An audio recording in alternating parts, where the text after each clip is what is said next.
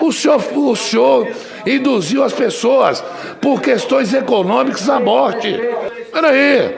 É fanfarrão. O Osmar Terra é fanfarrão. Enganou o teu pai. Enganou o teu pai. Ele enganou o teu pai. Ele disse pro teu pai que ia morrer 800 pessoas. Enganou sim. Enganou. Fala, seus mal diagramados! Quando se trata de política, o cidadão brasileiro é naturalmente desconfiado. Por conta disso, sempre que acontece uma comissão parlamentar de inquérito, mesmo pessoas que não flertam com discursos despolitizantes tomam posicionamentos receosos sobre o destino das investigações e, não raro, acreditam que todo o processo tem grande chance de acabar em pizza e se transformar num palanque político, principalmente quando a CPI ocorre em períodos próximos às eleições. Com a da Covid não poderia ser diferente. Vista com desconfiança por todos os aspectos ideológicos desde o início, ela tirou no que viu, acertou no que não viu e revelou os desmandos do governo federal durante a condução da pandemia. No início, o mote principal era desvendar por que houve atraso e má vontade na compra de vacinas contra o coronavírus e o que levou o presidente Jair Bolsonaro a insistir tanto em imunidade de rebanho e tratamento precoce por meio de medicamentos ineficazes como cloroquina, ivermectina e ozônio no rabo. Tratamentos que inclusive foram responsáveis pela morte de apoiadores do governo como o médico Anthony Wong. E como eu não tenho interesse em ser canonizado, sempre que ocorre algo do tipo, eu tomo um drink para celebrar. O que ocorre com tanta frequência que deixou o meu fígado pior do que o de uma pessoa que é consumidora convicta de ivermectina.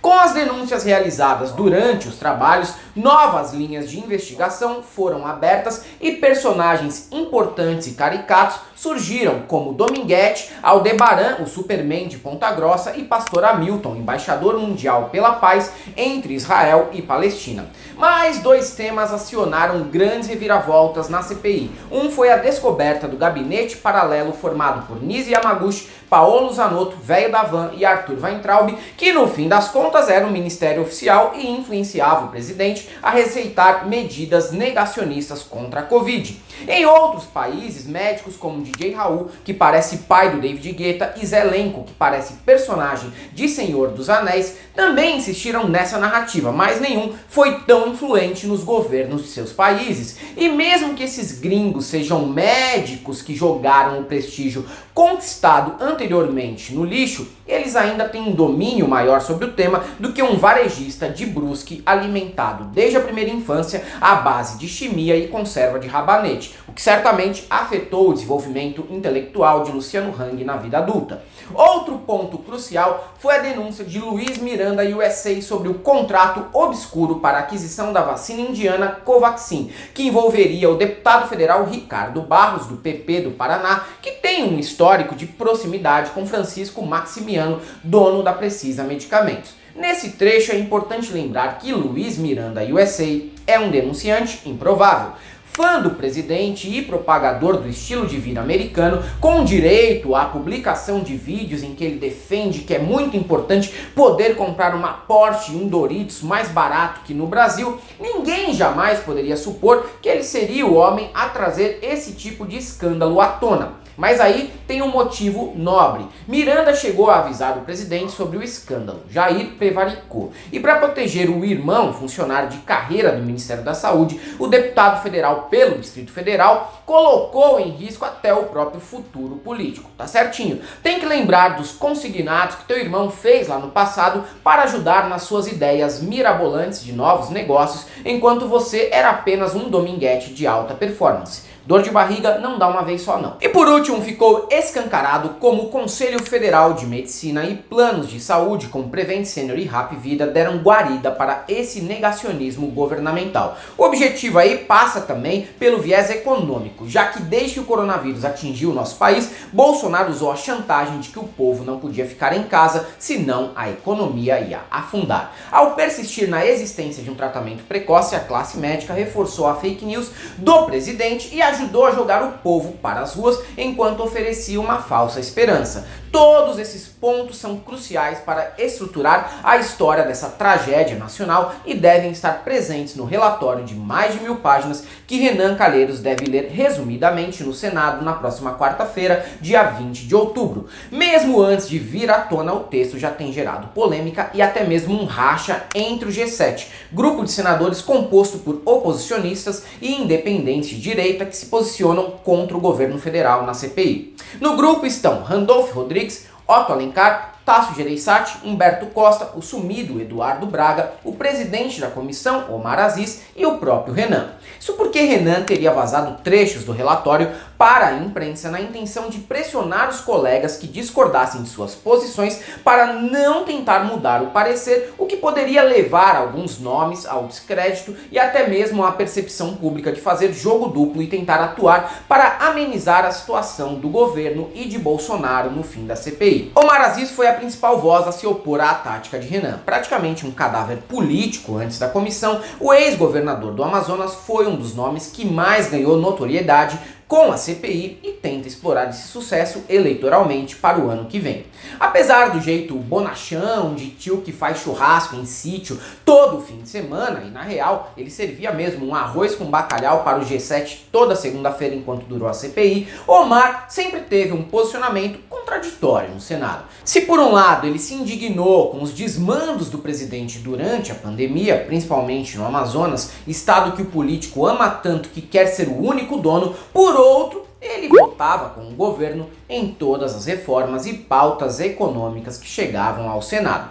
O posicionamento de Omar sobre a estratégia de Renan é o seguinte: ele acha que o relatório pode pecar por excesso de acusações contra o presidente e cair em descrédito. Mas até para não ser acusado de colaboracionismo com o governo, Omar avisou que não vai interceder no que o Renan propor. Renan quer que Jair Bolsonaro seja indiciado por 11 crimes: epidemia com resultado de morte, infração de medidas sanitárias, emprego irregular de verba pública, incitação ao crime, falsificação de documento particular, charlatanismo, prevaricação, genocídio de indígenas, crime contra a humanidade, crimes de responsabilidade e homicídio por omissão. A principal discussão está na acusação de genocídio indígena. Até senadores de oposição estão em dúvida sobre se essa acusação tem embasamento, apesar dela ter sido reforçada por um relatório da OAB. Também houve discussão sobre se Bolsonaro pode ser responsabilizado por homicídio por omissão.